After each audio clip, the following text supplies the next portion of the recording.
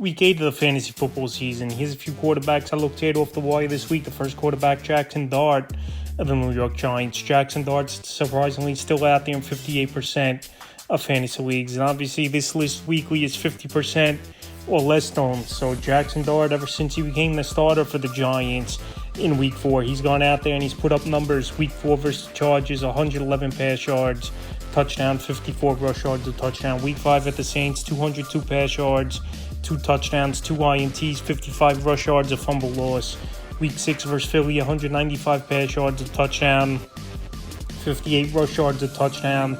And Week 7 in a very bad loss, obviously. The Giants, they were up big in that ball game, 26-9 in the fourth quarter, and blew it and lost. 283 pass yards, 3 touchdowns, 11 rush yards, a touchdown, and an interception. Hard, it doesn't matter the matchup. He's going out there, he's putting up fantasy points. And imagine this offense had Malik Neighbors still if he wasn't out for the season. The numbers Dart could be putting up. So this week, matchup coming up at Philadelphia. Like I said, Week 6, he had a good game versus them in the victory. 195, a touchdown, 58 rush yards, and a rushing touchdown.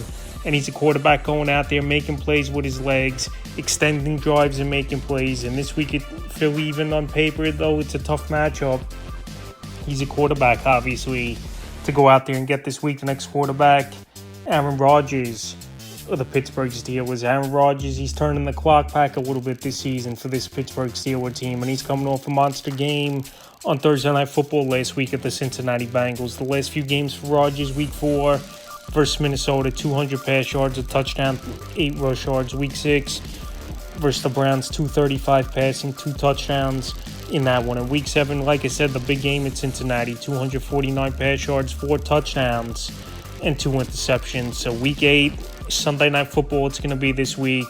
Matchup versus obviously the team he was on for many seasons and won the Super Bowl with in the Green Bay Packers. And obviously it was a bad breakup at the end of his run over there. And then he got traded to the New York Jets, and that ended up bad as well. So we saw early in the year versus his other former team, the Jets, he went out there, had a monster game Week 1, 244 passing, 4 touchdowns. And it wouldn't be surprising to me if Rodgers goes out there this week versus the Green Bay Packers, where their defense has been a little leaky over the last few weeks here, and he has a big ball game versus one of his former teams, obviously, where he spent a majority of his career against, and him and DK Metcalf have been on the same page all season. Now the tight ends getting involved, Pat Freiermuth, a monster game last week, and also Jonnu Smith finding the end zone. So this week, Rodgers, well, he's out there in tons of fantasy leagues right now, 72% is an ad this week. Next quarterback, Michael Penix of the Atlanta Falcons. I know Michael Penix, he hasn't been good, but as a 1-week streaming option, I think he's all right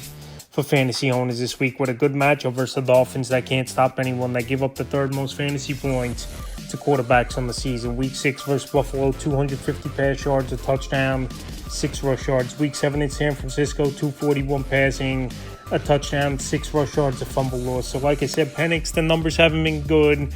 I know he's got good options in this offense. You got Drake London, Darnell Mooney, Kyle Pitts having a pretty decent season. And obviously out of the backfield, Bijan Robinson, arguably the best back in all pro football this year. So right now, Penix out there in tons of fantasy league at 76%. And definitely a streaming option quarterback this week. Final quarterback, Joe Flacco with the Cincinnati Bengals. So Flacco, he's turned things around for this Bengal team pretty quickly in the 2 games he's played so far since he got traded there.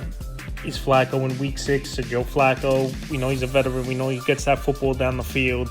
And it's shown with this Bengal team. Week 6 at Green Bay, 219 pass yards, 2 touchdown, 2-point conversion. In Week 7 versus Pittsburgh, 342 pass yards, 3 touchdowns in that ball game. So when you got wide receivers like Jamar Chase and obviously T. Higgins and a good running back in the backfield like Chase Brown, it's going to make things easy. Where we saw early in the year, he couldn't get anything going over there in Cleveland, where they're one of the worst offenses in the league. And now Joe Flacco getting his team going and putting up major fantasy points. Right now out there in 89% of fantasy leagues. And this week, a matchup versus one of his former teams, the New York Jets, that where their defense the last 2 weeks has played well, but as a whole, the whole year, the defense has been bad, and their best corner, Sauce Gardner's in concussion protocol. So the Jets give up the 9th most fantasy points to quarterbacks on the season. Flacco's going out there, he's putting the ball up into Jamar Chase in places where he can make big plays, and T. Higgins as well. And this week, I think Joe Flacco as a solid streaming option for fantasy owners, especially in 2 quarterback leagues or super flex leagues.